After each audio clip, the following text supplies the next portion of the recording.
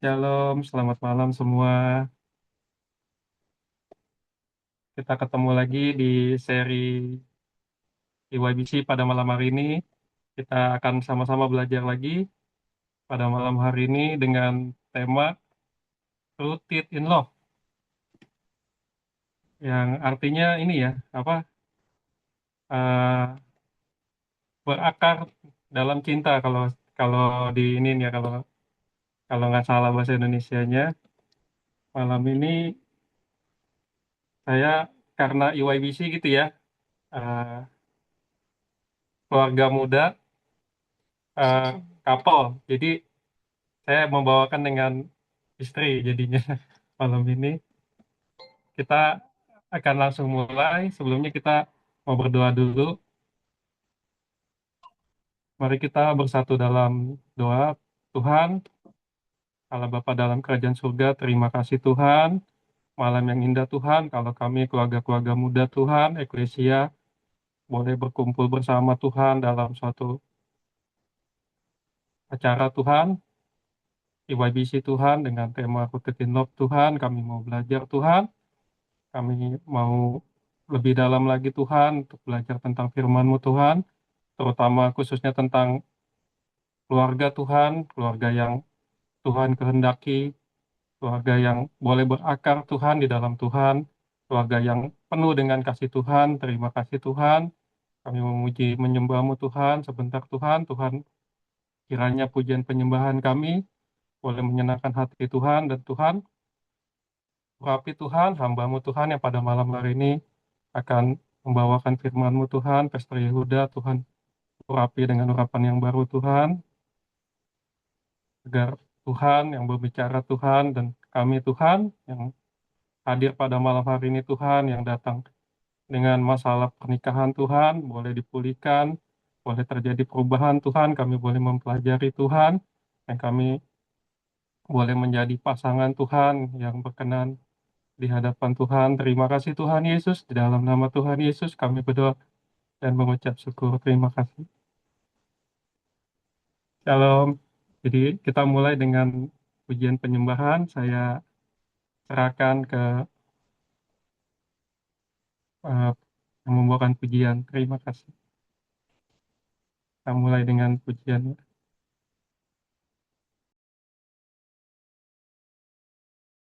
Shalom IYBC Couple, selamat datang kembali di kegiatan IYBC di malam hari ini. Mari sama-sama kita mau belajar bertumbuh dewasa di dalam firman Tuhan. Oleh sebab itu mari kita siapkan hati kita dan kita mau datang sama Tuhan, kita mau berdoa. Terima kasih Tuhan Yesus yang baik. Terima kasih untuk penyertaan-Mu, anugerah-Mu Tuhan, pemeliharaan Tuhan sepanjang hari ini. Bahkan berkat Tuhan yang kami nikmati Tuhan Yesus. Kami bersyukur punya Allah yang hidup, Kau Allah Immanuel, Kau yang terus menyertai setiap kami Tuhan. Dan di malam hari ini Tuhan Yesus, kami mau meresponi kebaikan Tuhan yang Tuhan kerjakan dalam kehidupan kami. Mau menaikkan pujian syukur kami lewat pujian, nyanyian kami kepada-Mu Tuhan. Bertahtalah Tuhan di atas setiap pujian kami. Hadirlah, penuhi hati kami Tuhan Yesus. Dimanapun kami berada saat ini Tuhan, kami percaya hadirat-Mu akan terus kami rasakan dan nikmati malam hari ini. Terima kasih Tuhan, terima kasih Roh Kudus. Kami buka kegiatan kami di malam hari ini dalam satu nama, di dalam nama Tuhan Yesus Kristus, Dia Allah yang hidup. Haleluya. Amin.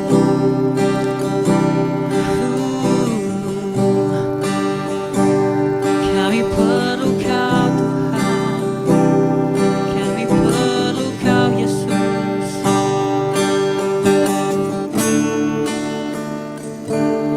Ya Tuhan,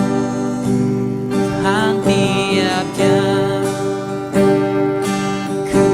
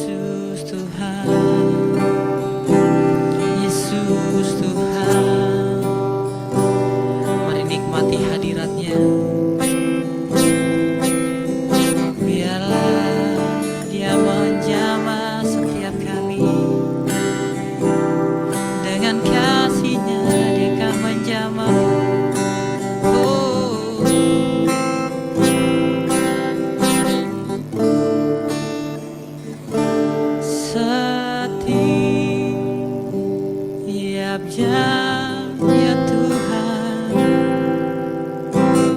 di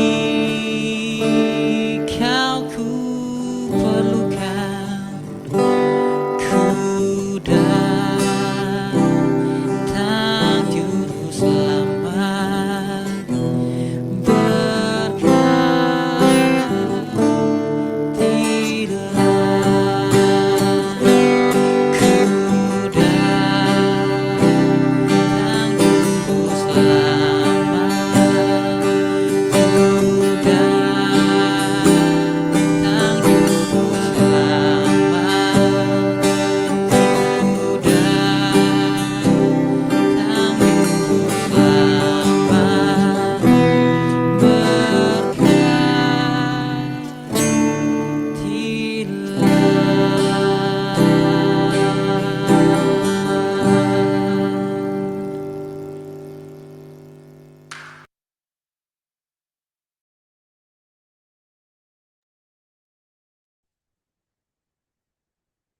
Oke, tiba saatnya kita akan masuk ke dalam pembahasan kita pada malam hari ini dengan tema Rooted in Love, Journey Together, hubungan yang kuat bukan cuma soal perasaan, tapi tentang akar yang dalam di dalam Tuhan. Saya serahkan ke Pastor Yehuda. Terima kasih. Shalom. Baik, terima kasih Pak Kris. Kita bersatu dalam doa. Tuhan, kami datang kepadamu hari ini, membawa setiap benih kebenaran firman Tuhan. Apa yang ditabur akan berbuah dalam kehidupan kami. Setiap kebenaran-Mu Tuhan, biar hari ini memerdekakan kebenaran menjamah setiap kami. Kami buka hati kami Tuhan, di dalam nama Yesus, haleluya. Amin, amin, amin. Baik, shalom. Terima kasih teman-teman EYBC yang mengundang saya di tempat ini. Terima kasih Posanto, Ci Pauline, dan teman-teman semua. Istri saya nanti nyusul pas Q&A ya, karena dia lagi tidurin anak saya. Nah, dalam pemaparan ini saya dikasih tema. Kita buka Alkitab kita sama-sama dalam Efesus 3 ayatnya ke-17. Pak Kris bisa bantu saya ditampilkan slide-nya. Terima kasih. Efesus 3 ayatnya ke-17. Ayat yang cukup mendalam untuk kita semua, sehingga kita semakin berakar di dalam kasih Tuhan ya. Efesus 3 ayat ke-17 bisa. Thank you.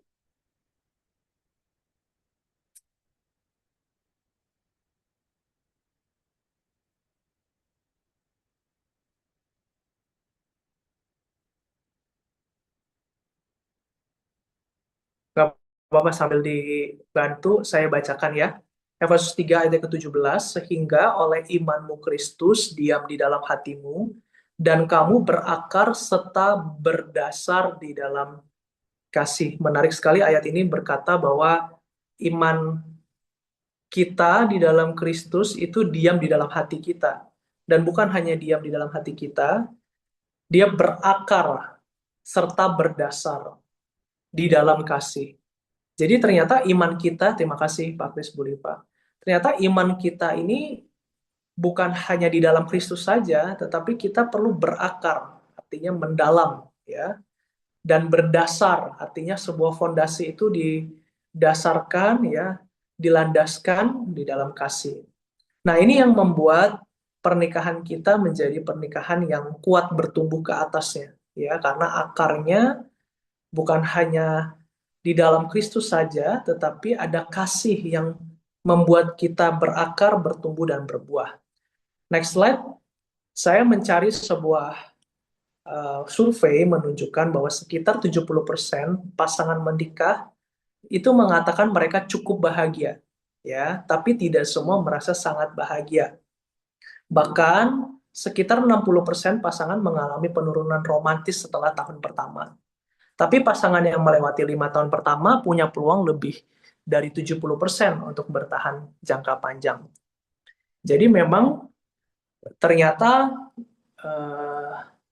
kasih itu perlu kita pelajari lebih lanjut karena memang kebahagiaan, lalu pengorbanan, lalu komitmen itu perlu ada wujud nyatanya ya, karena romantis saja tidak cukup ya. Itu makanya banyak orang kan cinta monyet gitu ya, atau biasanya pada tahun pernikahan pertama masih honeymoon gitu.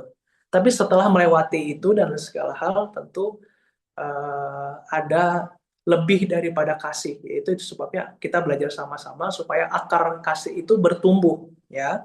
Dan ternyata sekitar 65% konflik pernikahan sebenarnya adalah masalah yang berulang-ulang, yang tidak pernah benar-benar selesai ya. Yang dimana ada akar-akar yang di masa lalu yang belum beres hingga menyebabkan masalah di masa sekarang. Itu sebabnya akar kita perlu dilandaskan oleh kasih. Ya, kalau enggak nanti muncul kepahitan, luka, dan akan mengungkit-ungkit lagi masa lalu. Mari kita belajar, next slide.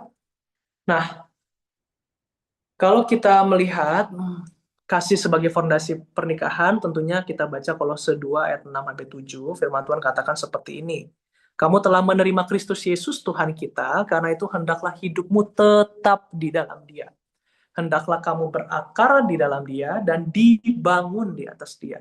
Hendaklah kamu bertambah teguh dalam iman yang telah diajarkan kepadamu, dan hendaklah hatimu melimpah dengan syukur. Jadi ternyata ada tahapan setelah kita menerima Tuhan Yesus, kita hidup tetap di dalam Dia. Selanjutnya kita berakar, ya, karena ada banyak orang terima Tuhan Yesus, tapi dia nggak berakar, akhirnya dia murtad. Ya, setelah berakar, dibangun, nah, bertumbuh, ya. Jadi akarnya di dalam kasih, akarnya kuat di dalam Tuhan, sehingga bisa dibangun di atas Dia.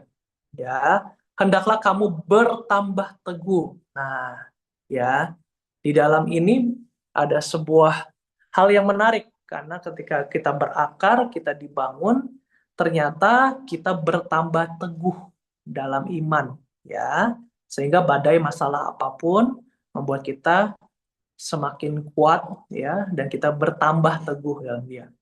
Dan hendaklah hatimu melimpah dengan syukur, ya. Saya percaya bersyukur itu adalah output dari kita berakar, kita dibangun, lalu kita bertambah teguh, sehingga outputnya kita bisa mengucap syukur. Ya, orang yang berakar dalam Tuhan, dibangun dalam Tuhan, bertambah teguh, dia akan sering bertambah mengucap syukur. Oke, lanjut ya. Fondasi pernikahan kita, lanjut, tidak boleh dibangun berdasarkan bisa ya perasaan. Karena ini yang berbahaya. Manusia kalau berdasarkan perasaan, aduh, perasaan ini kan labil ya. Kadang-kadang subjektif ya. Kalau fondasinya pernikahan kita perasaan, maka ketika kita lagi emosional pasti tidak bisa mengambil keputusan dengan baik, ataupun sedang berada di titik rendah. Ya, ini yang berat. Makanya fondasinya bukan berdasarkan perasaan, ya, fondasinya berdasarkan kasih. Ataupun fondasinya berdasarkan situasi. Nah, ini kalau situasinya lagi cuan, ya, lagi banyak uang, proyek lagi banyak, bisa mengasihi. Tapi bagaimana kalau kita lagi susah, ya, tiba-tiba mengalami kebangkrutan, tiba-tiba masalah datang bertubi-tubi, bahkan kita menghadapi situasi yang tidak terkendali. Nah, ini yang bahaya. Makanya fondasi kita bukan berdasarkan perasaan, bukan berdasarkan situasi, ataupun fondasi kita bukan didasarkan dari kebahagiaan. Nah, tadi kan surveinya berkata bahwa cukup bahagia tapi tidak bahagia. Tapi kan kalau ditanya apa sih kebahagiaan yang sejati itu, ya? Karena tentunya kalau kita landaskan segala sesuatu atas unsur kebahagiaan, kebahagiaan itu perlu didefinisikan masing-masing. Karena ada orang yang nggak punya uang tapi dia bisa bahagia. Ada orang yang tidur, jemaat kita tidurnya satu kamar petak, ya. Terus ada satu keluarga juga kamarnya kecil, tapi dia berempat, berlima sama anak-anaknya, tapi bisa bahagia. Makanya fondasi ini yang sangat penting, bukan perasaan, bukan situasi, bukan kebahagiaan. Ya, makanya banyak orang sudah menikah bertahun-tahun, akhirnya ngomong saya nggak bahagia. Ya, fondasinya bukan bahagia, fondasinya bukan situasi, fondasinya bukan perasaan, tapi fondasinya adalah kasih. Kasih ini yang akan membuat kita berakar, bertambah teguh ya, dan sehingga kita bisa mengucap syukur. Lanjut ya. Ketika fondasinya adalah kasih, maka kasih itu akan menjadi wujud nyata. Ya, karena kasih itu bukan di awan-awan, tapi kasih itu di kita, di dalam kita. 1 Yohanes 3 ayat 18, firman Tuhan berkata seperti ini, anak-anakku marilah kita mengasihi, bukan dengan perkataan atau dengan lidah, tetapi dengan perbuatan dan dalam kebenaran. Ternyata kasih itu dapat diwujudkan ya melalui perbuatan kita dan tentu dalam kebenaran ya. Nah, kalau kita belajar next slide kan ada 5, ada ya beraksi dulu, kita beraksi dan bersaksi. Nah, ini sangat penting ya. Karena ketika kita mulai beraksi ya dan mulai bersaksi mengenai Tuhan ya, maka saya percaya mujizat masih ada dalam keluarga ya, kuasa Tuhan masih ada dalam keluarga ya. Ada jemaat di Green Lake, papa mamanya kesulitan keuangan, lalu di sekolah minggu anaknya diajarin untuk berdoa buat orang tuanya. Tiba-tiba dalam mesbah keluarga, anaknya yang pertama doain papa mamanya biar Tuhan kasih mujizat. Keesokan harinya papa mamanya dapat berkat ya. Ini sebuah aksi dan kesaksian ya, karena kita bukan hanya diperkatakan dengan lidah tetapi kita diperbuat, Bapak Ibu. Nah, next slide, ada 5 bahasa kasih yang seringkali kita sering dengar ya. Ada yang bahasa kasihnya adalah diberi hadiah, gift ya. Ada yang bahasa kasihnya disentuh, physical touch ya. Ada yang di acts of service ya, ada yang bahasa kasihnya tuh melalui perbuatan, ada yang bahasa kasihnya diberikan afirmasi, dan ada yang bahasa kasihnya adalah quality time. Nah, kita perlu mengetahui bahasa kasih dari pasangan kita ya, sehingga kita bukan hanya mengasihi melalui kata-kata saja, tetapi melalui tindakan, Bapak Ibu semua. Ya, saya belajar banyak mengenai kasih itu dari mamanya Sheila, istri saya. Kan mereka itu papa mamanya bukan orang yang berkelimpahan, tapi cukup ya. Tetapi mamanya itu selalu kalau dari dulu tuh suka memberi ya. Karena itu bahasa kasihnya dia, memberi di dalam kekurangan. Dan menariknya adalah selalu kalau bicara dengan dia, dia bisa mengucap syukur walaupun bukan orang yang punya ini, punya itu ya. Tetapi kalau bicara tuh selalu bisa mengucap syukur. Nah, itu tanda-tanda orang yang sudah berakar, bertumbuh, ya, dan dia bisa mengucap syukur. Ya, ada yang suka dilayani, ya, acts of service, ya. Saya apa namanya, termasuk salah satu yang suka melayani kayak kunjungan itu rumah sakit dan lain segala hal. Boleh di next slide. Nah, ini salah satu yang saya mau perkenalkan. Ini wakil ketua departemen F Green Lake, namanya Pak Thomas sama Bu Rahel. Pak Thomas sama Bu Rahel ini non full timer yang setiap hari di gereja. Saya nggak ngerti mereka setiap hari ada aja kerjaannya di gereja. Karena mereka ngurusin EF, mereka banyak kunjungan ke EFF sampai setiap hari di gereja. Hari Selasa kita punya eklesia menyembah, dia selalu datang. Suatu hari, beberapa hari yang lalu, Pak Thomas istrinya sakit. Dia cerita, istrinya ini, jadi gini, karena istrinya itu sangat-sangat sayang keluarganya ya, Jadi suaminya, anak-anaknya itu diasuransikan, tapi dianya enggak. Karena dia berpikir, ah saya jarang sakit lah. Gitu. Itu saking cintanya sama keluarga ya.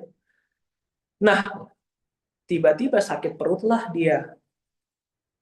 Masuk rumah sakit, didiagnosa usus buntu.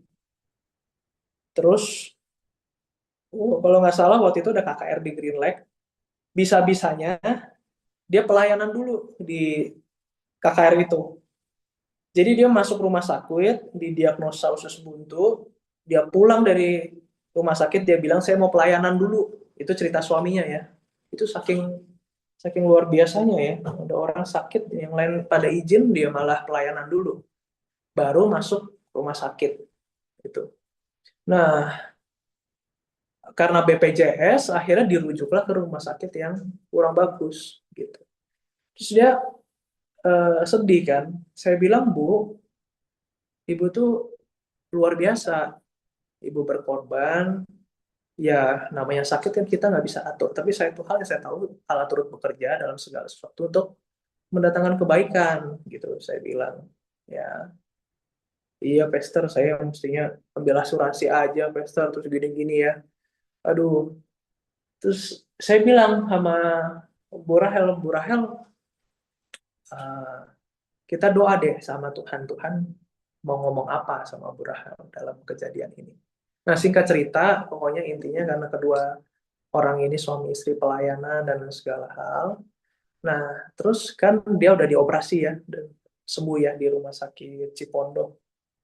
Nah, terus saya tanya, mana Bu, Tuhan ngomong apa dalam kehidupan Ibu? Gitu. Terus katanya, iya ya, saya bisa mengucap syukur gitu. Eh, saya tadinya melihat kenapa ya saya ngambil asuransi. Saya tadinya melihat, aduh, saya tahan-tahan gitu. Saya pelayanan dulu gitu, padahal perut lagi sakit gitu. Terus akhirnya dia bisa mengucap syukur. Dia bilang, iya ya, justru di saat ini saya melihat suami saya itu sampai cuti ya, suaminya itu, ini kan dia BPJS ya, kamarnya di kelas 2 ya, dia sampai eh, tidur di bawah lantai gitu ya, terus menemani 24 jam. Dia jadi melihat, iya ya, suaminya sangat sayang banget sama dia, dan dia melihat bahwa ternyata dia pikirkan suaminya tuh sibuk banget kerja, terus pelayanan ya, ternyata dia menyadari bahwa sama seperti Tuhan mengasihi dia, begitu juga dengan suami yang begitu sayang sama dia. Intinya gitu ya, kurang lebih. Nah, kurang lebih begitu. Jadi dari sakit penyakit dia melihat bahwa kasih itu nyata dalam sosok suaminya, gitu ya. Padahal suaminya manajer apa gitu ya, kalau nggak salah posisinya, minggu aja kadang-kadang dipanggil kerja gitu. Tapi karena istrinya sakit, cuti gitu ya, bisa-bisanya pelayanan lagi pas KKR tuh berdua suami istri. Tapi saya melihat ya bahwa kita semakin hitung-hitungan sama Tuhan, saya rasa Tuhan nggak pernah hitung-hitungan sama kita. Tapi kalau kita mati-matian buat Tuhan, mati-matian buat keluarga, saya melihat pengorbanan kita tuh nggak pernah sia-sia. Nah, Bapak Ibu kan kita belajar ya sama keluarga ini, belajar mengasihi, mengampuni, berkorban, belajar memberi, belajar apalagi Bapak Ibu ya. Karena ujung-ujungnya tentu buah pertama yang dihasilkan, yang dinikmati adalah keluarga. Gak mungkin buah pertama itu yang nikmati orang lain ya. Petani kata Alkitab ketika dia menghasilkan panen, dia akan uh, merasakan hasil panennya dahulu, baru orang lain. Nah, sama kita belajar mengasihi ya, memberikan waktu ya, quality time untuk keluarga, memberikan kata-kata afirmasi ya, memberikan mungkin hadiah ya, memberikan apa, sentuhan ya, belayan, pelukan ya, ataupun tindakan-tindakan berkorban ya, menjemput, bantu keluarga, ya, bantu meringankan beban suami istri. Nah, itu semua menurut saya hal-hal yang eh, nggak pernah sia-sia, Bapak Ibu. Oke, lanjut yang ketiga, yang terakhir, Bapak Ibu ya, kasih sebagai pemersatu. Kolose 3 ayat 14, dan di atas semuanya itu, kenakanlah kasih sebagai pengikat yang mempersatukan dan menyempurnakan. Wah, luar biasa. Kasih itu mengikat, ya, apa yang renggang dipersatukan, nih kata Alkitab ya, bukan kata saya. Dan menyempurnakan. Wah, luar biasa. Ya, kan dalam hidup ini mengalah bukan berarti kalah. Kasih itu yang membuat kita ketika tensi lagi naik, ya, kita bisa mengalah, ya. Kan bukan berarti kalah, gitu. Perdebatan, percekcokan, ya, dari cekcok jadi cocok kan gitu. Ya mau nggak mau perlu ada mengalah, tapi kan mengalah itu ketika kita bawa dalam tangan Tuhan, Tuhan yang mempersatukan dan menyempurnakan. Ya. Mengampuni bukan berarti kerugian. Ya, ada orang saya ketemu, wah, saya sama istri kan menangani banyak kasus keluarga muda mau bercerai ya. Mau orang kaya, kayak ada aja mau bercerai. Kurang apa sih padahal? Merasa gini, kalau saya ampuni dia, saya rugi. Gitu. Nanti dia ulangin hal yang sama. Wah, kan mengampuni itu bukan untung rugi, Bapak Ibu. Ya, bukankah banyak orang kan gitu ya. Nanti kalau saya ampuni dia, dia ulangin lagi, dia ulangin lagi. Nanti kalau saya kasih kesempatan, ntar dia buat gitu lagi. Udah tau lah, nggak mungkin berubah. Nah, justru itu kan eh, yang mengikat bukan kita, tapi kasih Tuhan. Yang mempersatukan bukan kita, Tuhan yang mempersatukan. Makanya bukan lagi dua menjadi satu kan sekarang, ya, satu daging, ya. Sehingga mengalah bukan berarti kalah. Mengampuni bukan berarti kerugian. Bahkan berkorban bukan berarti kekurangan. Bukan berarti ketika kita berkorban, kita semakin berkurang. Hak saya diambil nih. Wah, saya kewajiban saya nggak diberikan. Kayak gitu kan. Kita eh, mengetahui bahwa di dalam Tuhan itu untung rugi, ya, kalah menang, kekurangan, kelimpahan itu urusan Tuhan, bukan urusan kita. Ya, sebab kan Tuhan yang menjadikan kita kaya, ya kan? Susah payah tidak akan mengikutinya. Sepekerja keras suami pun kalau tidak diberkati Tuhan juga nggak akan jadi kaya. Sehebat-hebat suami pun juga kata Alkitab ada loh ayatnya, saya lupa tuh. Akan terhalang sama doa istri. Itu ada ayatnya tuh. Ya. Jadi ini bukan soal hak saya, ya. Ini bukan soal saya harus menang, ya. Ini bukan soal saya mesti berlimpah, ya. Kalau bicara mengenai saya terus, maka kita akan kehilangan hal yang esensi, yaitu kasih. Nah, makanya dalam kasih itu kita belajar mengalah, dalam kasih itu kita belajar mengampuni, dalam kasih itu kita belajar berkorban, Bapak Ibu ya. Kalau saya nggak dengerin istri saya, akan banyak hal ya, saya akan melakukan kesalahan. Saya orangnya tipe gas terus orangnya, ya. Kalau saya nggak direm, mungkin saya akan nabrak terus berkali-kali. Ya, istri saya mengingatkan saya untuk selalu mengandalkan Tuhan, selalu tanya Tuhan. Sehingga Bapak Ibu, next slide, ini gambar terakhir ya. Sebelum nanti kita Q&A dan saya pindah ruangan dulu sebentar karena saya mau panggil istri saya dulu ya. Nah, sehingga sorry nih gambarnya ada kebalik nih. Ini yang satu nih yang atau I, ini kan ketika kita dulu single, kita selalu mikirnya I terus kan. Diri sendiri terus, saya semakin kaya, saya semakin hebat, saya nomor satu. Ya gitu-gitu ya Bapak Ibu ya. Dari I kita pindah menjadi H ya, menjadi hand to hand ya. Ketika kita menikah, I sama I nggak bisa jalan masing-masing. Perlu tangannya menyatu jadi kayak H gini Bapak Ibu ya. Jadi hand ya, jadi menyatu sehingga keinginan dua menjadi satu, nggak lagi jalan sendiri dalam keputusan mengurus anak, rumah tangga, keuangan, nggak bisa lagi kayak dulu lagi kan, si mikirin bagaimana bersama ya, hand to hand ya, tangan ketemu tangan tuh.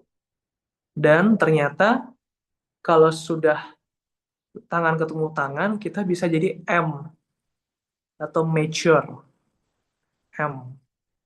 Nah, M ini yang membuat kalau bedanya H ya, kalau H ini kalau satu jatuh, satu lagi nggak bisa tolong gitu karena eh, nggak punya kekuatan. Nah, banyak orang Kristen hanya hand to hand doang. Hmm, menikah karena status, menikah karena anak, bertahan karena nggak mau dilihat orang jelek, ya bertahan karena melihat nanti gimana kalau anak saya udah besar, ya. Nah, makanya ketika mature M, bentuknya kan M tuh. Ketika satu ada yang jatuh, yang satu angkat, bisa ngangkat pakai jari satunya. Ini susah ya kalau saya nggak ilustrasiin ya. Tapi kurang lebih gitu Bapak Ibu ya. Kalau satu lagi pincang, yang satu, coba deh saya ganti ke video saya ya. Coba, saya bisa nggak lihat ini. Ini saya dapat ilustrasi ini bagus deh. Dimatiin aja, Bu. Ya, oke. Jadi kan ketika kita I ini kan maunya sendiri aja. Iya, fokusnya di diri sendiri. Tapi ketika kita hand to hand, kan udah dua jadi satu. Nah, yang mulai ada hubungan, kita mikirin gitu. Dia maunya apa, dia punya apa, jalan bersamanya gimana. Nah, tapi kalau hand to hand, kalau satu jatuh, satu lagi susah tolong. Gimana cara tolongnya? Makanya jadi married gitu. Ini kan lagi jalan bareng. Iya, kalau jalan ditaruh di ini kan bisa jalan bareng nih, ya kan? Kalau ditaruh di meja, bener nggak? Coba deh. Kalau Santo sama Cipollin kayaknya tadi lagi itu. Bisa bisa kan? Nah, kayaknya gitu. Mature kan, kalau ada satu pincang nggak bisa jalan, dia bisa angkat. Nih ada ininya, ada yang angkat ini, cuk gitu. Nah, itu yang mature ya. Sehingga kita kalau satu lemah, satu bisa berkorban. Tapi gimana kalau dua-duanya lemah? Nah, di situ butuh kasih yang mengikat, kasih yang mempersatukan, dan kasih yang menyempurnakan tadi itu ayatnya. Gitu. Kurang lebih seperti itu yang saya bagiin ya. eh Semoga hari ini firman Tuhan menguatkan kita, membantu kita, sehingga pernikahan kita semakin dewasa dalam Tuhan. Saya eh, sangat-sangat bersyukur sekali bahwa eh, Tuhan tuh selalu memberikan kita pasangan yang sepadan, Pak Ibu.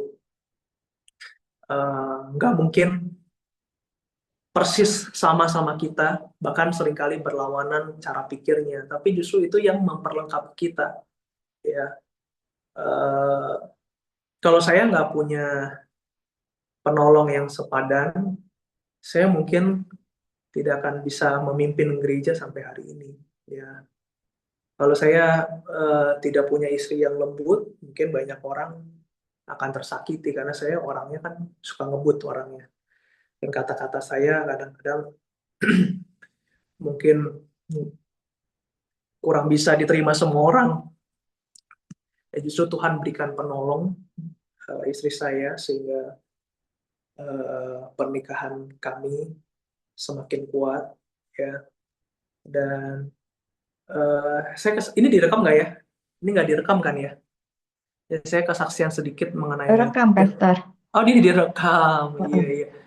Ya udah nggak apa-apa deh kan YBC doang. Jadi kan mungkin Bapak Ibu tahu saya sekarang udah nggak tinggal di Semanan lagi. Jadi itu ada kisahnya eh, bagaimana saya sekarang tinggal di apartemen Aerium Permata Buana. Saya saksikan ya Bapak Ibu, ini Tuhan gitu. Jadi pada waktu saya tinggal di Semanan itu kan, Semanan itu rumah orang tua saya, rumah saya dari kecil. Sebagai pasangan yang eh, menikah dan punya anak, kan saya susah punya anak, saya minta sama Tuhan, Tuhan kasih anak-anak mujizat.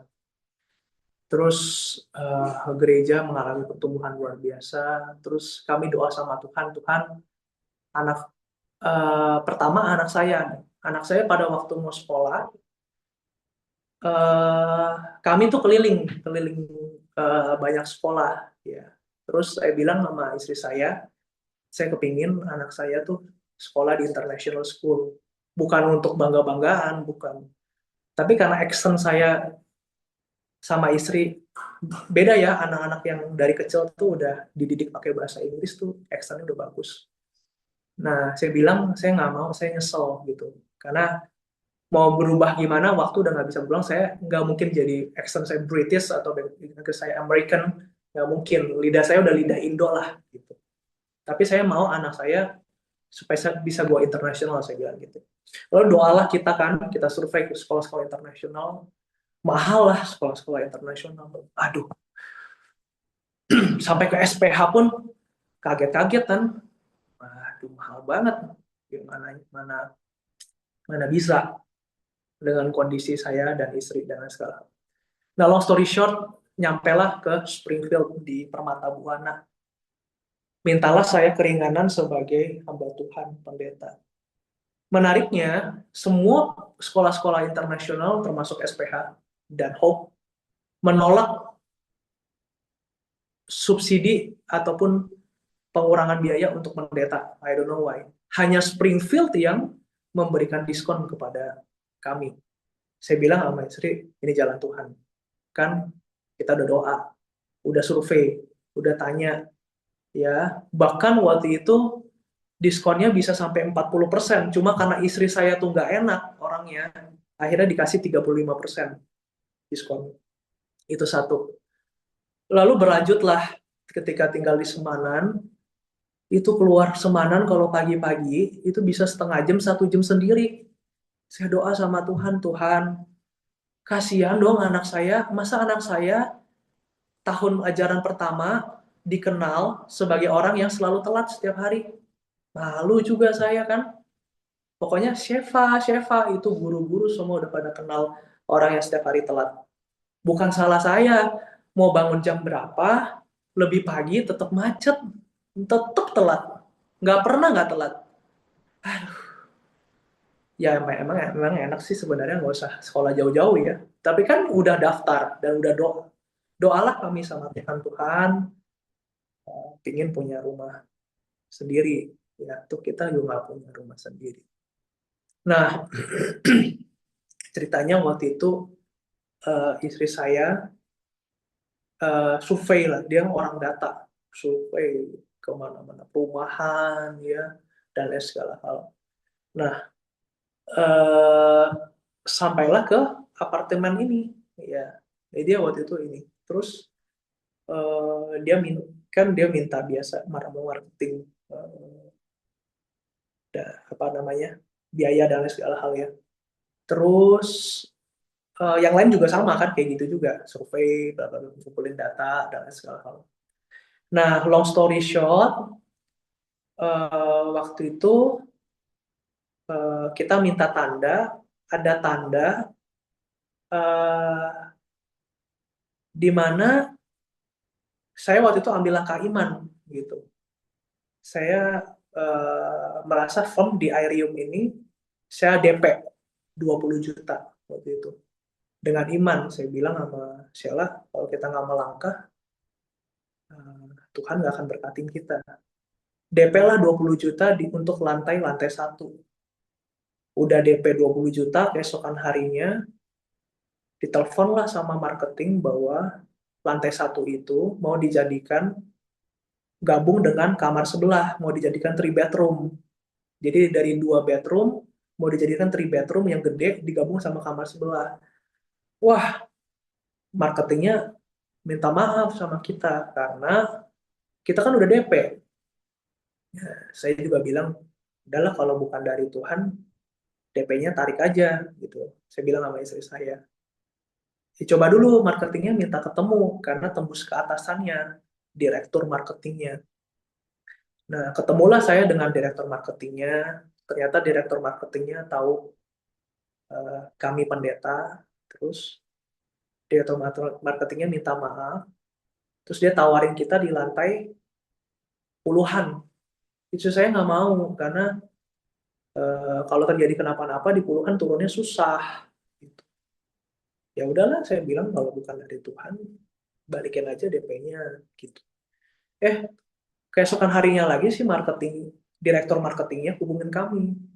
Pak, ini ada lantai 2. Nah, lantai 2 pas naik tangga dari lobi langsung naik tangga. Bapak mau lihat dulu nggak?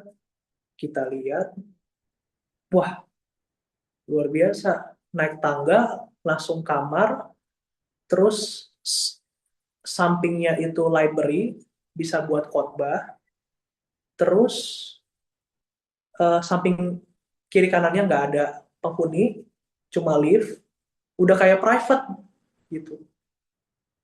Tapi dari pertama dia nggak tawarin tuh, dia bilang nggak ada. Saya curiganya nih lantai 2 ini kayaknya punya direksinya gitu, karena tembus ke atas lagi gitu. Si direksi atasannya yang ownernya mau ketemu saya gitu. Coba nggak jadi waktu itu, masih ke direktur marketingnya. Nah, ngobrol-ngobrol-ngobrol lah, harganya lebih mahal karena lebih gede luasnya dari lantai 1. Saya bilang, Pak, saya nggak nggak sanggup kayaknya kalau harganya naik lagi gitu. Ini aja saya mau cicil 20 tahun sama istri gitu. Karena nggak mungkin bulanannya nggak kuat kita. Doalah sama Tuhan. eh Terus direkturnya ngomong gini, gini deh Pak, saya ada bisa kasih Bapak diskon. Kira-kira Bapak mau minta diskon berapa? Saya balikin kepada bapaknya, Pak, gini deh Pak, saya ini kan hamba Tuhan. Bapak doa sama Tuhan, kan Bapak orang Kristen juga, Bapak gereja di Abalo. Tuhan suruh berapa sama Bapak? Saya gituin, kaget dia. Soalnya saya bilang eh, saya terserah Tuhan gitu. Ya, saya jujur aja saya keuangannya nggak mampu, tapi saya tahu ini Tuhan udah kasih banyak tanda. Tuhan, saya bilang Bapak doa sama Tuhan, nanti Tuhan bicara sama Bapak. Wah, dia bilang dia nggak bisa tidur loh. Dia tembusin ke ownernya, dia nggak bisa tidur. Akhirnya eh, dikasihlah saya harga diskon yang mirip dengan lantai 1. Diskonnya lumayan besar. Lalu itu mujizat pertama. Mujizat kedua, cicilan 20 tahun itu bisa-bisanya pada saat itu Pak Purbaya lagi kucurin dana ke bank-bank BUMN. Jadi dapatlah saya 3,5% bunganya. Waduh, kok udah gitu 1 minggu kelar. Waduh, kok percepatan banget gitu. Saya bilang ini pasti dari Tuhan. Terus anak saya nih paling lucu. Pas lihat itu kamarnya, itu kamar depan, kan unit saya 0202. Dia bilang gini si Sheva, Mami, ini kok kayak tahun kelahiran aku sih, 2020 ya dia. Pinter juga nih anak. Ya 0202 dibalik 2020. Nah, jadi eh, kami tahu bahwa semua yang dilewati ini itu Tuhan gitu. Kalau Tuhan tuh pasti ada berikan tanda-tanda gitu. Jadi eh, ya yang saya sharingkan adalah saya nggak tahu apa yang Bapak Ibu alami dalam rumah tangga, tapi satu hal yang saya tahu kalau kasih Tuhan bersama dengan keluarga kita, Dia yang akan menyempurnakan keluarga kita, ya, Dia yang akan menolong keluarga kita. Oke, saya izin matiin kamera sebentar. Saya mau panggil istri saya sebentar ya, Tuhan berkati.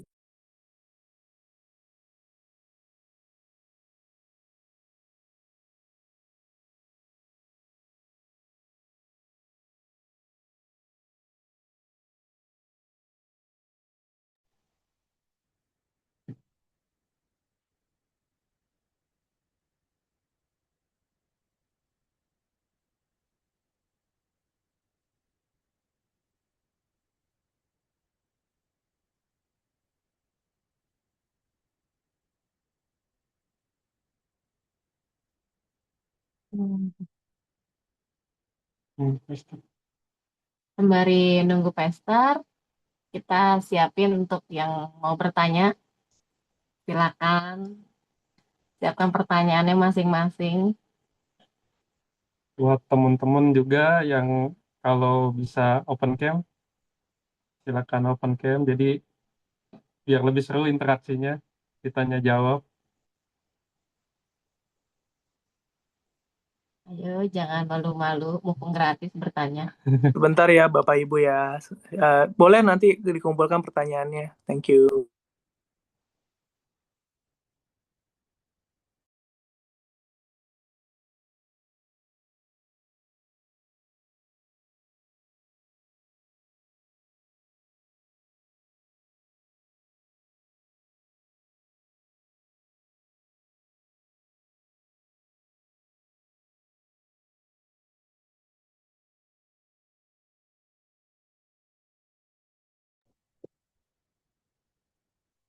Iya. Nggak apa-apa kalau mau tanya dulu, istri saya sambil siap-siap bentar lagi. Thank you.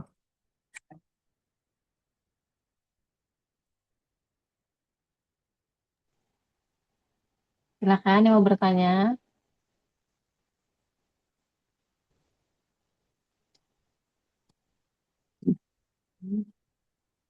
Thank you ya, Pester, buat firman Tuhannya eh, dan kesaksiannya yang sungguh memberkati.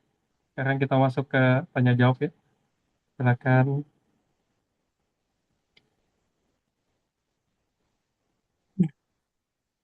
Boleh, ya boleh chat juga ya.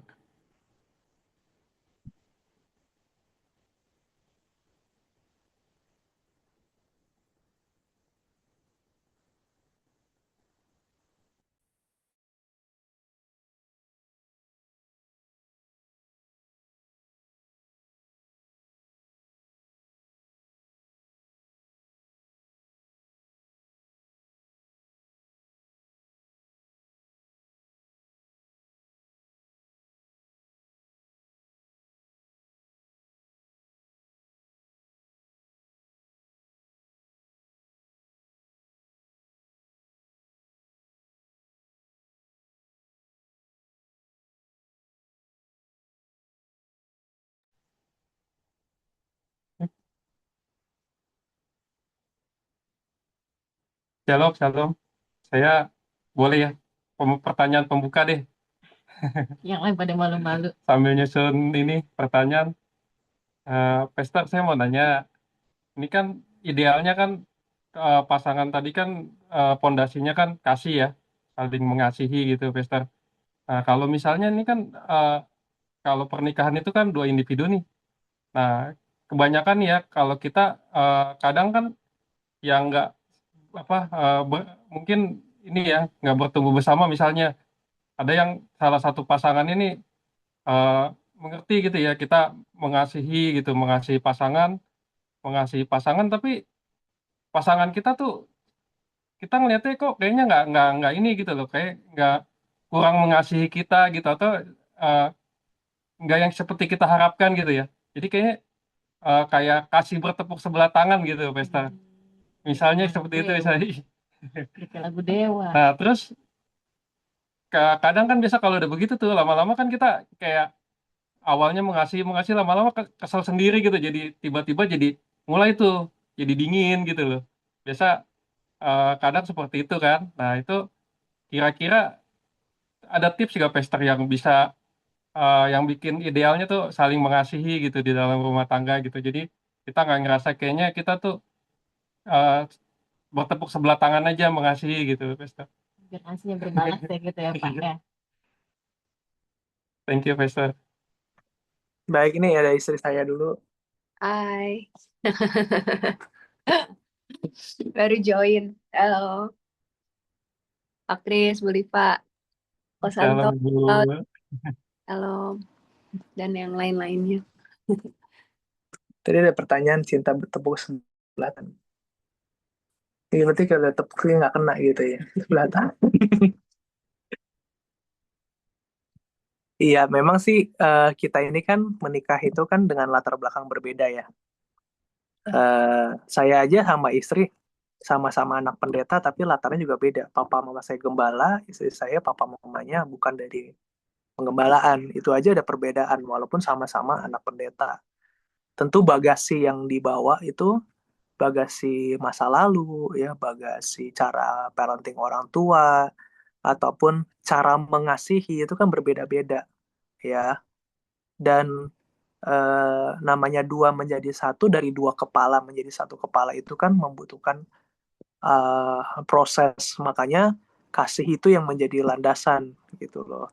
Karena ternyata saya temukan cara orang tua saya mengasihi saya dan cara orang tua istri saya mengasihi istri itu juga berbeda cara mengasihinya. Makanya tadi kan ada 5 bahasa kasih ya, tapi itu kan baru gambaran umum. Ternyata dalam implikasinya itu cara mengasihi, ya, terus yang apa namanya dibutuhkan, ataupun eh, bagasi-bagasi di masa lalu itu kan yang membuat kita ada sampai hari ini. Nah, ini yang perlu kita uh, bangun bersama, komunikasikan bersama, dan bahkan uh, apa namanya berkomitmen bersama bahwa tujuan pernikahan kita tuh mau arahnya kemana. Karena kalau ditanya pernikahan yang ideal seperti apa, kan kita sendiri yang bangun, bukan orang lain. Kita kan masa meniru pernikahan orang lain, ataupun kita meniru pernikahan orang tua kita, tentu kan berbeda. Pernikahan itu tujuannya mau kemana, ya, terus bentuknya seperti apa, mengasihinya seperti apa, itu kita yang tentukan, sehingga kita menemukan uh, uh, keluarga yang Tuhan mau dalam kehidupan kita itu seperti apa gitu ya. Karena kita bicara kasih, misalkan tadi kan cara mengasihi saya sama cara mengasihi dia berbeda misalkan gitu ya. Lalu kita menuntut kamu harus menjadi seperti saya. Nah, ini kan hal-hal seperti ini yang perlu kita belajar ya, sehingga kasihnya itu menjadi wujud nyata. Tadi saya bilang, oh iya, ternyata mengampuni, berkorban, itu bukan bicara mengenai saya rugi, saya apa tadi yang Pak Kris bilang ya, bertepuk sebelah tangan, saya kok udah mengasihi 100% tapi kok saya nggak dibalas. Nah, itu kan akhirnya jadi hak, kewajiban gitu. Nah, hal seperti itu yang kita lihat pengorbanan Yesus di atas kayu salib, mengasihi tanpa syarat, memberi tanpa mau diberi, ya, itu kan uh, kasih yang sejati ya, yang Tuhan. Ada ya, mungkin saya tambahin sedikit, lebih ke teknis sih ya kali. Em, jadi saya belajar banyak sih ya bahwa em, termasuk dalam hubungan suami istri gitu, bahwa kita nggak bisa pungkiri bahwa kita nggak bisa mengubah orang lain sih. Yang bisa kita ubah ya diri kita sendiri gitu. Jadi mungkin kalau ada di antara kita yang sudah hopeless gitu ya, mungkin sama pasangan kita, kenapa sih dia nggak berubah-berubah gitu ya? Memang kita nggak bisa ubah sih. Kalau menurut saya yang bisa ubah, itu curhatan pribadi. iya.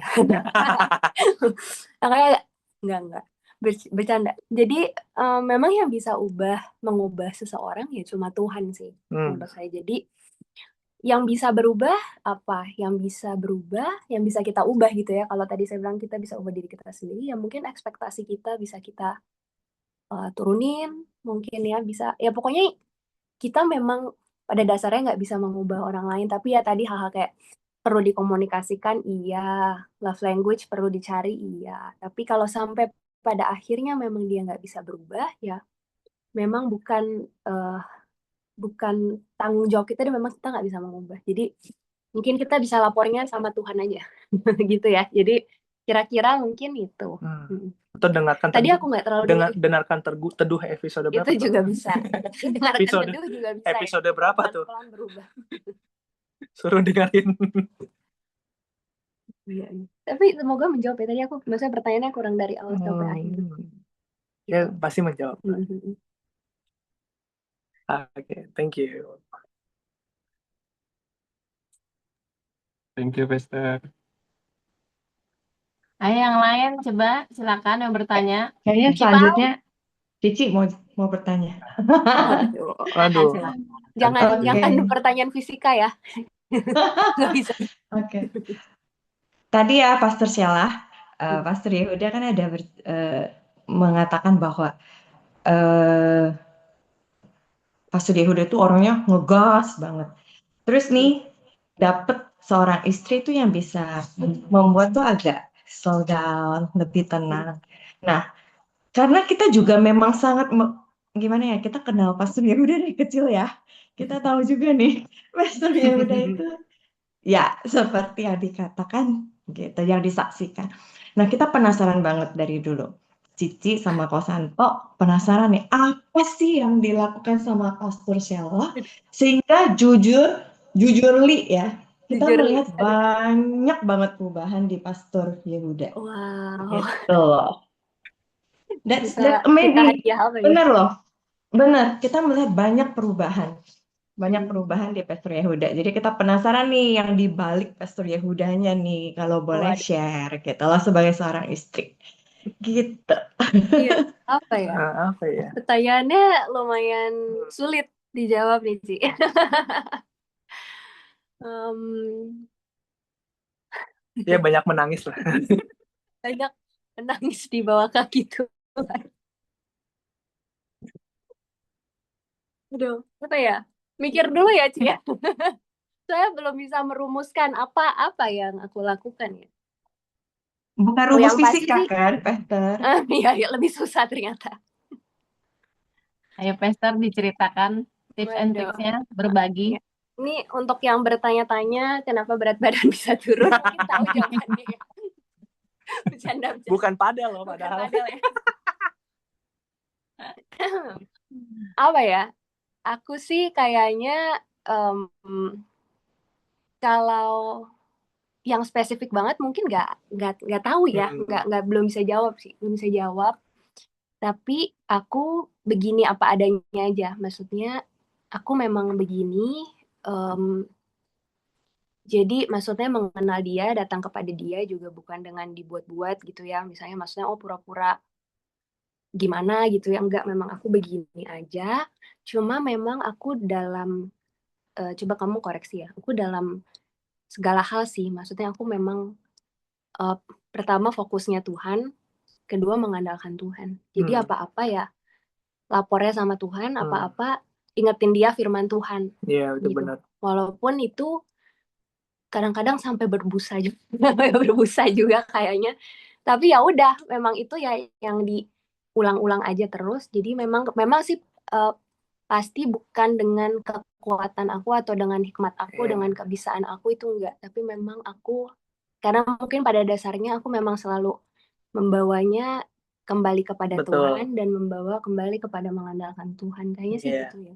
Makanya kan di Amsal bilang Amsal 31 istri yang cakap ya. Siapa yang mendapatkannya. Karena memang jadi kan saya ketemu sama dia itu di persekutuan di Pahat. Jadi banyak kan anak-anak pendeta itu yang labelnya anak pendeta tapi nggak rohani gitu. Jadi memang salah satu kenapa saya jatuh cinta sama dia tuh bukan hanya dari luarnya, tetapi karena dari dalamnya. Jadi memang istri saya tuh salah satu yang selalu tuh hidupnya tuh kayaknya paling lurus di muka bumi ini deh. Gitu. Bukannya saya nggak lurus ya. Maksudnya kalau saya tuh bisa menghalalkan segala cara untuk mencapai tujuan gitu. Nggak jelas segala cara ya. Ya nggak sampai banyak cara. Nggak sampai aneh-aneh dosa gitu ya. Ya kalau istri saya tuh strict to the firman Tuhan gitu. Jadi nggak ada namanya daerah abu-abu di dia gitu. Sehingga itu yang membuat saya ketika di zona dalam mengambil keputusan banyak di daerah abu-abu itu, dia selalu mengingatkan untuk kembali ke jalan yang nggak ada namanya abu-abu. Mesti benar, kurang lebih gitu ya. Karena banyak pengambilan keputusan etis ataupun pengambilan keputusan di gereja itu kan yang bukan dosa atau enggak, tapi kan pengambilan keputusan itu ada konsekuensinya pasti gitu. Nah, istri saya tuh selalu mengingatkan untuk kembali ke esensi sehingga dalam perilaku juga dalam pengambilan keputusan ataupun dalam menyikapi orang-orang yang berbeda-beda itu, saya ini juga semakin bertumbuh gitu. Dia termasuk yang banyak mengoreksi saya dari segi kerohanian, dari segi cara bertutur kata, ya, cara menyikapi orang. Saya ini kan orang yang kolerik ya, sangat emosional sekali kalau ketemu orang yang kontra sama saya dulu itu. Tapi ketemu sama istri saya yang pragmatis, yang kalem itu, yang kalau nyetir selalu pelan, nggak pernah nyampe-nyampe. Kita kalau saya maunya ngegas terus, maunya cepet nyampe. Nah, itu kan yang membuat saya jadi, iya ya, kenapa saya harus seperti ini? Kenapa saya menyimpan apa namanya, dendam sama orang? Kenapa saya harus bertengkar sama orang? Kan itu banyak perubahan-perubahan yang terjadi dalam diri saya yang kalau saya nggak punya kaca cermin, saya nggak bakal melihat gitu kalau itu, oh itu salah gitu ya, gitu sih. Aku tambahin ya. Tadi kan sih aku bilang maksudnya fokus sama Tuhan, mengandalkan Tuhan. Emang itu, tapi apakah dalam prosesnya berdarah-darah? Ya iya berdarah-darah gitu. Maksudnya nggak semudah itu gitu ya. Banyak yang dilewati, termasuk tadi. Maksudnya waktu aku share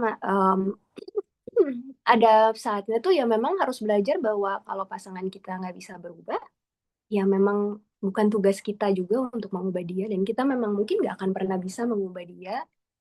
Cuma Tuhan yang bisa mengubah gitu. Jadi itu yang aku belajar banyak sih. Jadi yang bisa aku ubah apa? Yang bisa aku ubah diriku sendiri, yang bisa aku ubah ekspektasi aku, yang bisa aku ubah ya banyak hal lain gitu dalam menyikapi sesuatu. Aku bisa berubah, dan mungkin ketika kita sedang berkonflik, terus kita berharap kan dia berubah ya. Tapi kan kita nggak bisa mengubah dia. Tapi kita bisa mengubah diri kita. Dan ketika kita mengubah diri kita, ada sesuatu yang berubah kok dalam konflik itu pun gitu ya. Gitu. Jadi mungkin satu lagi yang aku lakukan adalah aku selalu mencoba melihat dengan kacamata belas kasihan sih. Oh iya, the compassion. Jadi kalau misalnya jangan gitu dong, Bu Liva nih sama Chris nih. Jadi kalau misalnya ada sesuatu hal, yang pertama nggak langsung menjudge, tapi belajar melihat, wah ya, kenapa ya? Kok dia bereaksi seperti ini? Oh, mungkin ada sesuatu yang mungkin bisa aku bantu, mungkin bisa, ya kira-kira seperti itu ya. Jadi kalau kita mungkin mencoba melihat dengan kacamata belas kasihan tuh, banyak hal bisa lebih di... Contoh. Belum ketemu. Belum ketemu. Oh iya, dan mungkin itu ya, nggak usah terlalu banyak menyimpan ini ya. Kayak gini aja, lupain aja. Lupa contohnya nggak tahu apa. Gitu. Iya benar. Oke. Esther, nih ada pertanyaan. Jika emang nggak bisa berubah, akan batu sandungan nggak sih kalau kitanya pelayanan? Biasanya orang suka berkata suaminya nggak berubah. Kadang berasa jalan sendiri dan merasa kecil. Bagaimana menyikapinya? Pertanyaannya bagus nih ya. Kadang kita ekspektasi buat pasangan berubah, nggak berubah-ubah jadi kayak capek sendiri kali gitu ya. Jadi Betul. gimana nyikapin tadi? Dari ini ada yang bertanya di chat, salam chat. Silakan Tes. Iya sih, memang perubahan itu kan proses ya, nggak bisa ini. Saya aja orang yang keras mau berubah itu butuh waktu gitu. Nah, cuma mungkin ini yang bagusnya dari istri saya ya.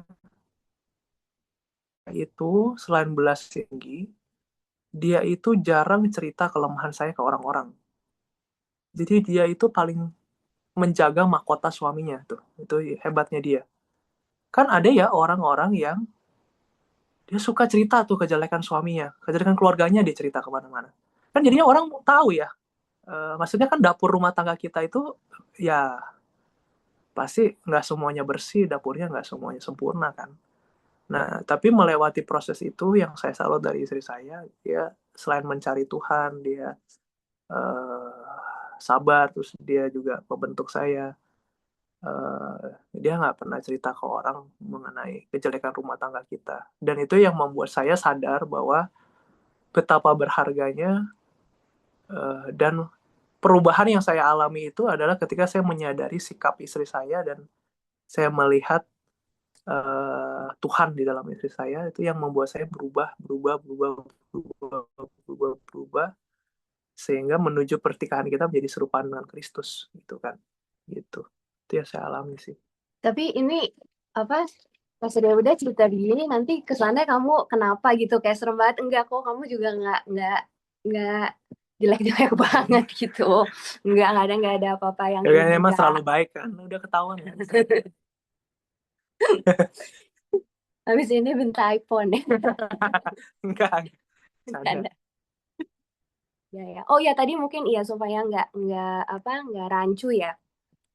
Tadi kalau misalnya tentang saya bilang nggak bisa berubah gitu ya. Mungkin kita pisahkan dulu dengan dosa ya. Kalau misalnya yang Iya, sifatnya dosa, itu kalau buat saya pribadi, saya nggak bisa kompromi sih. betul. Jadi Iya, betul. saya jarang marah, tapi kalau misalnya sama dosa, saya marah gitu. Jadi memang kalau misalnya sifatnya eh, dosa gitu ya, itu memang harus apa ya? Harus Harus bertobat diingatkan, dan harus bertobat. diingatkan. Tapi kembali lagi, apakah kita bisa merubah? Saya nggak yakin bahwa pasangan itu bisa merubah. Yang bisa merubah sih Tuhan. Jadi kalau misalnya secara teknis gitu mungkin apa yang bisa kita lakukan kita bawa kepada Tuhan sih. Kita bawa kepada Tuhan. Mungkin istri-istri yang punya pergumulan gitu ya suaminya ada yang mungkin diharapkan bisa mungkin lepas dari keterikatan dosa atau ya Betul. sejenisnya itu dibawa kepada Tuhan. Betul. Diingatkan iya kita manusia berusaha, pasangan berusaha sebisa yang semaksimal yang bisa kita lakukan. Tapi kita utamanya kita datang sama Tuhan sih, kita minta Tuhan gitu ya, minta belas kasihan Tuhan karena nanti kalau misalnya itu dosa ya pasti ujung-ujungnya Tuhan akan tegur. Betul. Tinggal tunggu waktunya Tuhan gitu ya. Kita minta belas kasihan Tuhan ya Tuhan. Ya maksudnya supaya ya suami saya bisa berubah, bisa lepas dari keterikatannya dan itu nggak ada yang mustahil maksudnya. Tadi kalau saya bicara nggak bisa berubah tuh mungkin misalnya orang yang tadinya nggak romantis kita harapkan jadi romantis gitu ya. Tapi kalau misalnya sifatnya dosa ya itu kita harus kita apa ya mungkin bahasanya kita giring terus gitu loh, kita bawa perkaranya sama Tuhan, kita minta pertolongan Tuhan, minta belas kasihan Tuhan supaya Tuhan yang bekerja. Apakah bisa kalau Tuhan yang bekerja, tapi kalau manusia ya saya nggak yakin gitu ya. Tapi kalau kita bisa bekerja, nah kita sebagai istri, sebagai pasangan atau sebagai suami gitu sebaliknya ya kita harus bawa terus. Tapi ada juga selain dosa kesalahan. Kesalahan itu perlu pembelajaran. Ya di masa lalu saya banyak buat kesalahan gitu. Kesalahan karena terlalu ngegas ya di pelayanan akhirnya mungkin banyak menyakiti orang dulu ya. Makanya itu sebuah pembelajaran untuk saya. Oh, saya belajar untuk lemah lembut dan rendah hati gitu. Itu kan kalau dosa nggak bisa kompromi. Kalau kesalahan kita perlu belajar sehingga next time jangan diulangi lagi gitu kan. Ya kan? Pasti ada kejadian-kejadian di masa lalu yang membentuk kita. Itu juga perlu kita selesaikan kan, ya. Apapun mungkin ada luka-luka di masa kecil yang itu ya perlu diselesaikan. Selain bawa kepada Tuhan, kita jadikan pembelajaran bahwa saya tidak lagi terjebak di masa lalu saya, masa sekarang saya, dan masa depan saya ada dalam tangan Tuhan. Gitu. Makanya Tuhan bilang rancanganku adalah rancangan masa depan yang penuh dengan harapan. Gitu. Terus mungkin salah satu yang penting juga tuh kita perlu maksudnya perlu upgrade skill komunikasi gitu ya, karena komunikasi itu penting dan juga mungkin tadi saya barusan ingat menegur dengan kasih. Jadi, mungkin kita tahu itu salah, tapi bagaimana caranya supaya kita bisa menegur, mengingatkan, tapi dengan kasih gitu. Itu supaya sampainya tuh beda gitu ya, dengan mungkin daripada rasa dihakimi pasangan kita perlu belajar menegur dengan kasih seperti firman Tuhan. Iya. Tadi ada pertanyaan apa ya? Saya nggak baca lagi. Ada lagi pertanyaannya, lalu jika keterpurukan terlanjur cerita ke konseling untuk minta bantuan, apakah termasuk tidak menghormati pasangan? Tujuannya karena nggak paham mau menyelesaikannya seperti apa. Apakah termasuk dosa? Oh, enggak dong ya. Kalau konselor itu kan memang Kita mencari memang kita memang mencari pertolongan. Maksudnya saya lebih kepada jangan kita umbar-umbar ke semua orang gitu kan. Kalau ke konselor kan udah pasti memang kita tahu konselor itu dapat membantu pernikahan kita, orang yang dipercaya. orang dipercaya, bisa menengahi ya. Nah, terus juga mungkin bisa bantu doakan kalau misalkan ini kasusnya adalah kasus dosa ya, ataupun kesalahan ya perlu diperbaiki jalan keluarnya, win-winnya seperti apa gitu ya. Uh, Mungkin lebih kepada orang yang bisa kita percayai ya, boleh gitu ya. Karena juga kan kita perlu berhati-hati uh, ke orang lain kita sampaikan bisa sampai ke orang lain kan beda gitu. Ya kita ngomong A, ke orang lain bisa B, orang lain lagi bisa C gitu. Jadi lebih baik kalau konselor sih gitu.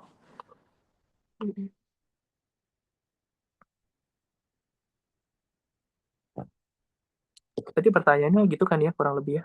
Iya, betul, Pastor. Oke, ada pertanyaan yang lain?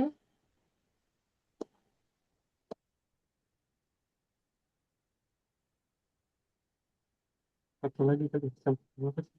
Coba waktunya.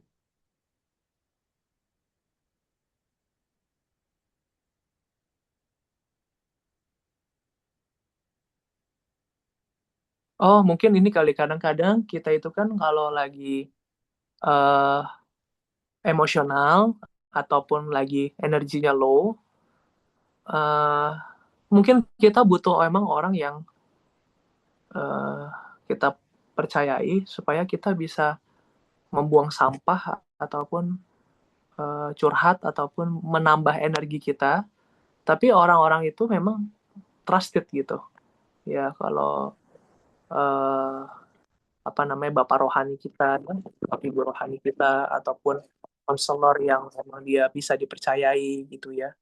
Itu uh, sangat membantu daripada kita umbar-umbar uh, apalagi di sosial media itu bahaya ya. Jangan sampai ke sana nanti kan tafsiran orang tuh berbeda-beda ataupun mungkin cerita ke sembarangan orang lah ini yang sahabat kita belum tentu sahabat kita bisa pegang rahasia kita bisa dia pegang kartu kita dia bisa ceritain ke orang lain lebih baik orang-orang yang rohaninya lebih lebih bisa dipercaya ya dari segi rohani.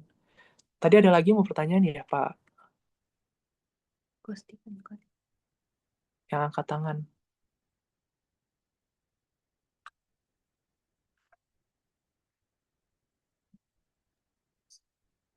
Masih ada yang mau bertanya?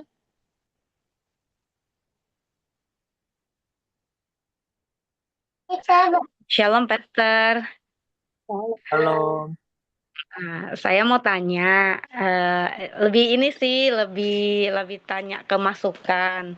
Jadi ada salah satu ini teman gitu, ada masalah dalam pernikahan, dan masalahnya lebih ke kayak dia merasa suaminya berselingkuh, dan ini masalah nggak selesai-selesai, tapi suaminya kekeh, dia bilang dia nggak selingkuh gitu.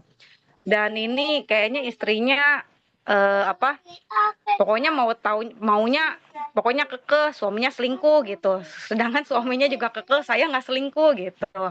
Jadi kita sebagai apa ibaratnya penengahnya gitulah yang memberi masukan gitu buat mereka.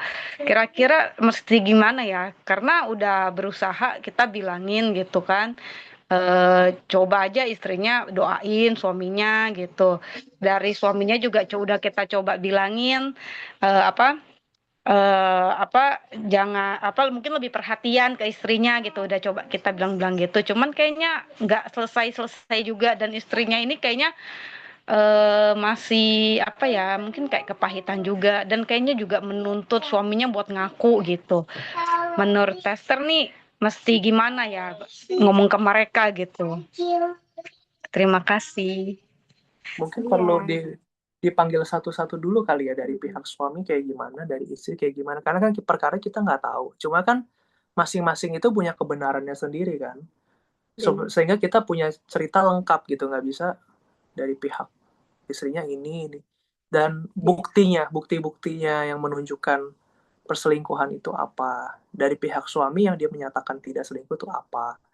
Sehingga kita sebagai orang tengah, kita mengetahui situasi latar belakang masalah, lalu kita bisa lebih menyikapi dengan baik ya, mm, gitu. dan kadang-kadang kayak gitu biasanya itu kayak gunung es ya. Mungkin itu apa yang udah munculnya, tapi itu biasanya ada akar penyebabnya di bawah itu. Mungkin udah yang lama terjadi, biasanya apa, terus lalu mungkin meluapnya di situ. Itu mungkin biasanya bisa, kalau konseling biasanya bisa dicari tahu itu Betul. penyebabnya. Atau mungkin bisa juga penyebabnya dari memang insecurity dari dulu sebelum menikah, bisa juga itu. Banyak juga kejadian yang kayak gitu ya. Dan kita kan sebagai konselor itu, tugas kita bukan mencari solusi. Konselor itu kan membawa kepada Tuhan, lalu biar mereka bisa menemukan ya dalam pernikahan ini jalannya seperti apa gitu. Karena pun dalam pernikahan pun saya dan istri selalu percaya yang bisa mempersatukan kembali itu Tuhan. Jadi tugas kita bawa kepada Tuhan. Jadi kalau ya saya dalam konseling ya, kadang-kadang saya ambil gitar, saya ambil keyboard gitu. Kita nyanyi dulu deh bentar. Gitu, kita bawa dalam tangan Tuhan gitu. Kita mulai suami istri, kita bawa pada Tuhan, baru kita dengarkan. Nah, biasanya terakhir saya doakan ya. Nah, selebihnya ya kita bawa pada Tuhan. Kita lakukan bagian kita, Tuhan lakukan bagian. Ini juga satu kita minta doa puasa ya. Minta doa puasa juga. Jadi ada satu pasangan kita tangani gitu, terus kita minta mereka ambil doa puasa ya. Doa puasa mereka masing-masing. Itu udah pisah rumah ya, waktu udah pisah rumah. Kita minta mereka ambil doa puasa, terus mereka masing-masing ambil doa puasa. Akhirnya Tuhan persatukan kembali. Itu kasusnya berat ya.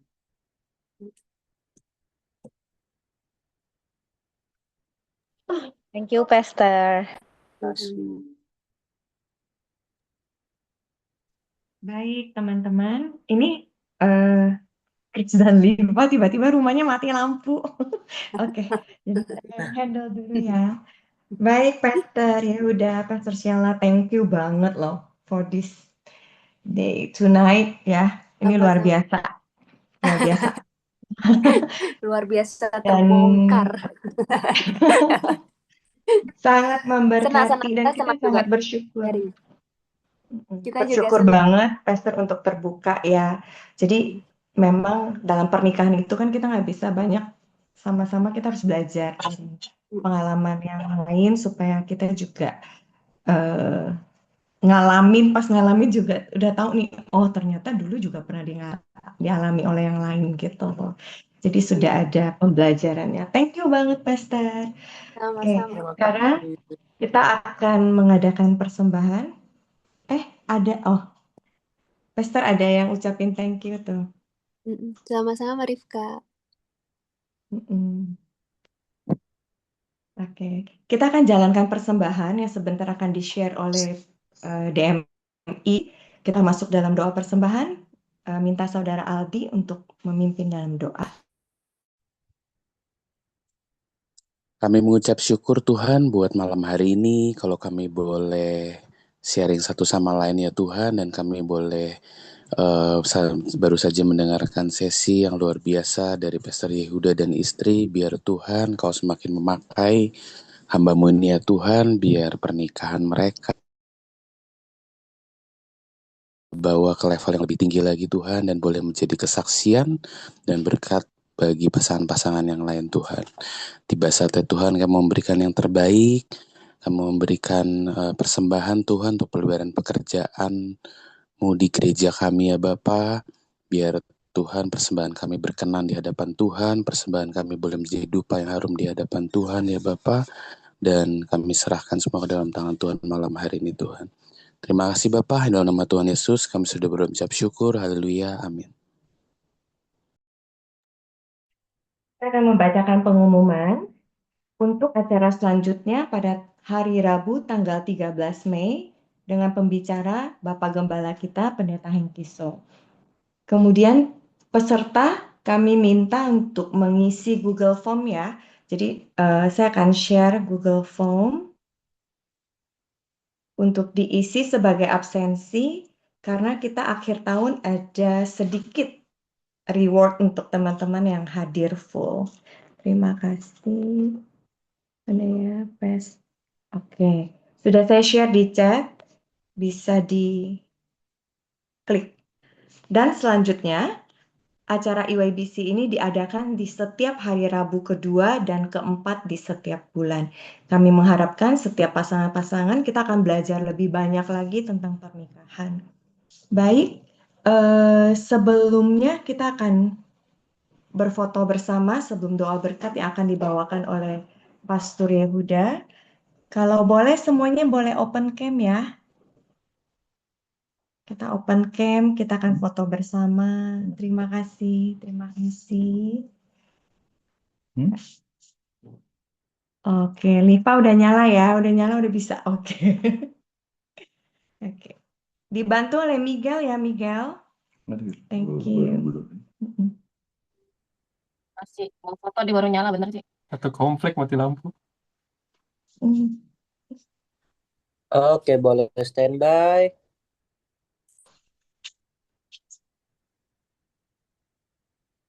Tiga, dua. Sekali lagi. 3, 2. Boleh ganti gaya. 3, 2. Sekali lagi. 3, 2. Oke. Oke. Silakan Chris, lanjutkan.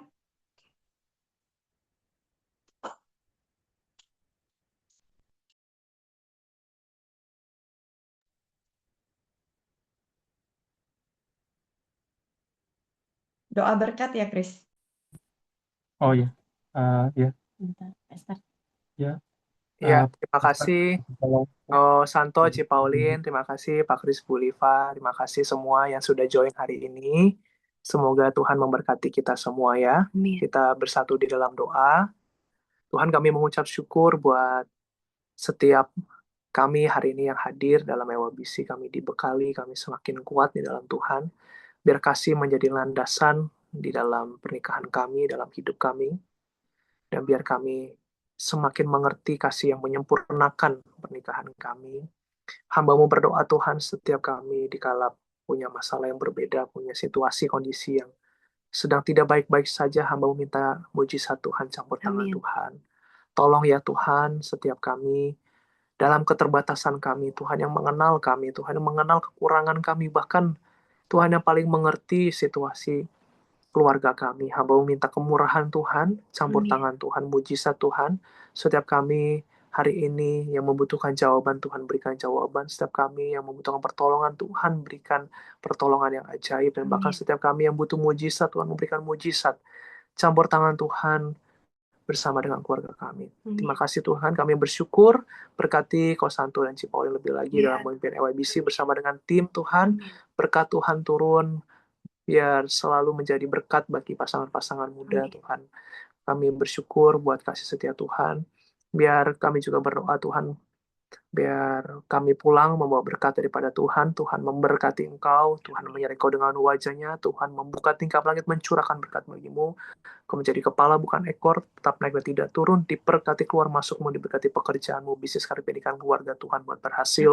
Sebab itu pulanglah buat segala berkat dari Allah Bapa, cinta kasih Tuhan Yesus Kristus, penyertaan bimbingan dari Allah Roh Kudus menyertai kita semua mulai hari ini sampai selama-lamanya. Dalam nama Yesus yang percaya sama-sama katakan, Amin. amin.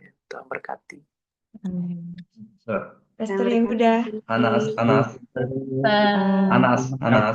Hanak stay bentar ya sama Valen ya. Pastor, mau Oke, minta tolong doain sebentar ya. boleh dong. Hanas, Valen, Hadir, Mama ini Cici. pasangan yang merindukan keturunan, Pastor. Oh iya. Iya, kita Boleh doain. doain khusus, boleh ya Hanas, Valen ya. Boleh, Ci. Terima kasih. Terima kasih, Pastor. Terima Iya, kasih. Iya, iya, Vela. kita doakan ya. Kan firman Tuhan juga banyak menceritakan keluarga-keluarga yang lama punya keturunan, tapi Tuhan beri keturunan. Terus saya ingat tuh firman Tuhan bicara kepada Hana, ya, mamanya Samuel. Lalu Tuhan mengingat Hana Mengingat. dan membuka kandungan Hana. Ya, saya nggak tahu yang bermasalah suami atau istri, tapi yang jelas saya menganut kata itu, Tuhan mengingat itu. Ya, artinya doa kita, ya, kalau kita sungguh-sungguh sama Tuhan, kita lakukan bagian kita, Tuhan mengingat, ya. Amin. Dan Tuhan, firman Tuhan katakan Tuhan membuka kandungan Hana. Amin. Ya, saya berdoa situasi yang kalian hadapi, Tuhan buka jalan ya, kita doa. Amin. Tuhan, hari ini kami berdoa Ya Tuhan. untuk Hanas dan Valen, Tuhan.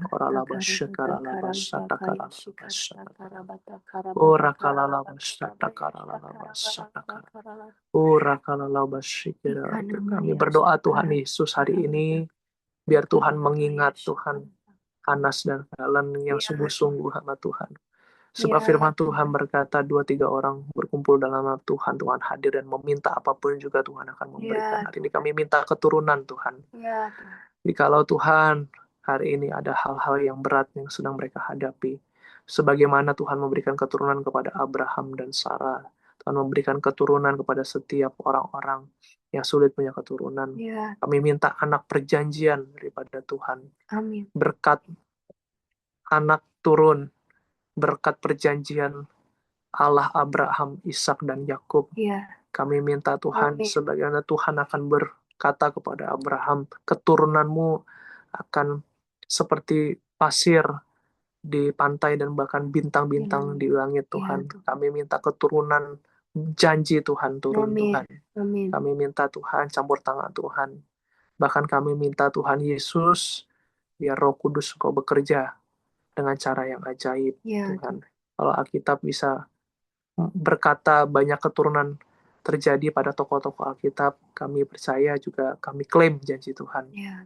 Apa yang kami ikat hari ini Tuhan terjadi seperti di bumi dan di surga. Amin. Kami percaya mujizat keturunan, kami percaya kami tolak kemandulan, kami tolak sakit penyakit, kami tolak Tuhan segala sakit-sakit yang membuat kami hari ini menjadi tidak produktif. Kami tidak reproduktif, kami nggak bisa bergerak Tuhan, bahkan tidak bisa maju. Hari ini hamba-Mu berdoa Di dalam nama Yesus, kuasa Tuhan bekerja. Segala penghalang ataupun yang pengikat kami patahkan dalam nama Yesus.